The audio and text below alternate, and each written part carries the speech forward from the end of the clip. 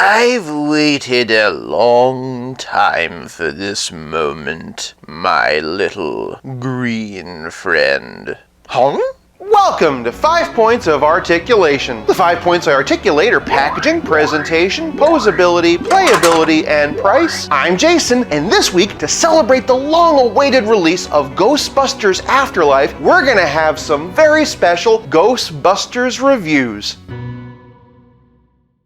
Today, we're going to look at the Fright Features Ghostbusters. The new Fright Features Ghostbusters. Starting off with the packaging, and I actually really like these. We got the Ghostbusters logo and some caution tape, and some pretty fun character art. Oh yeah, there's the face of a man who kept Ghostbusters 3 from happening. Next up, we've got Winston, and rounding out the team is Ray Stans. Side note, I like how the original characters include this classic logo. This separates them from new characters like Muncher. As we can see here, he seems to be gobbling up the Ecto-1. Wonder if that's a spoiler. Back to the classics, we have the Stay Puft Marshmallow Man, and I can't help but notice one of those insidiously adorable mini Stay Puffs in his stomach. Now I'm kinda wondering if he's gonna be in it too. A skyscraper-sized Spectre, the Stay Puft Marshmallow Man is big, sticky, and anything but sweet. Ages 4 and up. And lastly, Green Ghost. Slimer. For packaging, I'm giving the Fright Features wave 1 whole point. Moving on to presentation, and the Ghostbusters stand at 5 inches. Instead of a more realistic look, Hasbro decided to make them look like caricatures. They also all share the same body, which I think works fine. The No Ghost logos are nicely tamped on their sleeves, and their names are nicely printed on their chest. Spinning them around, and they have pegs in the back for their proton packs, pegs in the back for the proton pack. But if I had one minor nitpick, it would be with Peter, whose boots were always left untucked. Moving on to the Ghosts, and Mr. Stay Puft stands at 5 1/4 inches, 2 inches shorter than the one we looked at last time. Slimer hovers around 4 3/4, and newcomer Muncher stands at 4. Starting off with Mr. Stay Puft, I think they did a pretty good job of sculpting him. And look at this figure side by side with the other ones in the wave, and yeah, he looks pretty small, but he also looks just like the Stay Puft Marshmallow Man, so yeah, can't really complain. Moving on to Slimer, and I actually like him a lot. The thing I like the most is this base, allowing him to hover over the ground. I also like that you can compact him, making him look a little bit more normal, because eyes like that just scream normal. Lastly, we have Muncher, who kinda looks like a big blue tardigrade. Unfortunately, this part isn't removable. The plus side is that it's not a choking hazard. The downside is that he's forever stuck looking like he's choking on a meatball. It's really interesting to me how you can reimagine 4 actors in such stylistic ways, and yet still make them so recognizable. Even the Ghosts. For as stylistic as they are, they still look pretty spot on. Obviously, there's a lot of reuse, but for a line like this, it works. For a presentation, I'm giving the new Fright Features Ghostbusters wave 1 whole point. Moving on to posability, and just like the real Ghostbusters, they each have 5 points of articulation. They swivel at the head, shoulders, and legs. Stupid tucked-in boot! And as for the Ghosts, let me explain. Strictly speaking, Muncher does have a joint in the shoulders, but only for his action feature. Slimer similarly has a joint in his shoulders, but also only for his action feature. Stay Puft has seams in his shoulders and waist, which might lead you to think he has articulation, but again...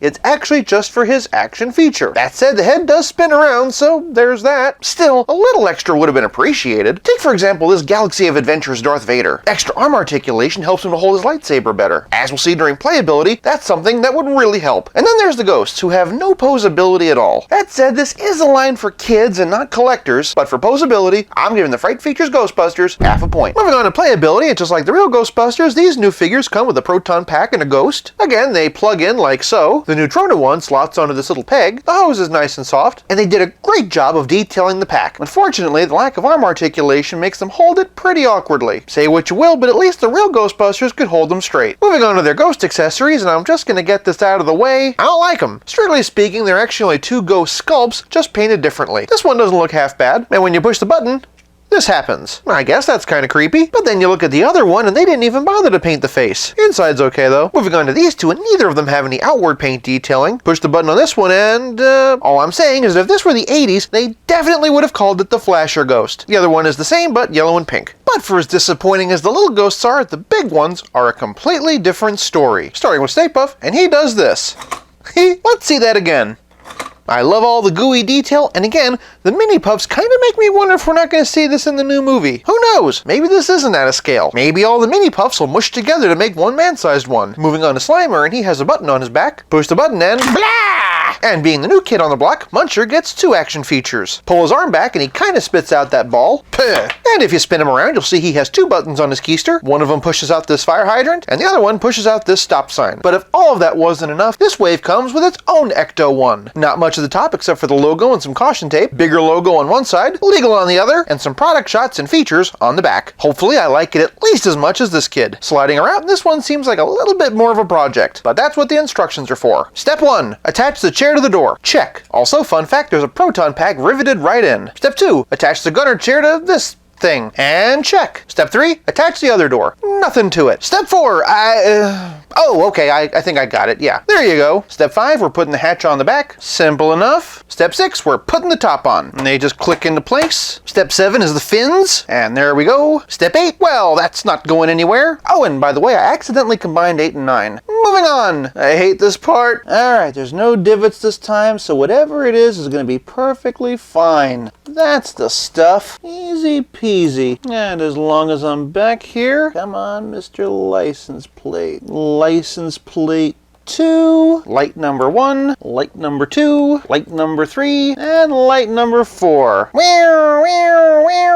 I wonder where this big one goes. Well, this would have been easier to do first. Ha! There we go. But can I get it back in there is the question. Okay, we're good. And now we need one for the rolly ghost trap. There we go. I love this idea, by the way. I guess when all's said and done, this wasn't too difficult to... Wait a minute, what's all this white stuff? Rims? They want me to put on rims? Nope, I can't do it, they can't make me do it, I'm not doing this, I'm just gonna... Okay, I'll give it a try. I know this isn't Star Wars, but I have a bad feeling about this. Okay.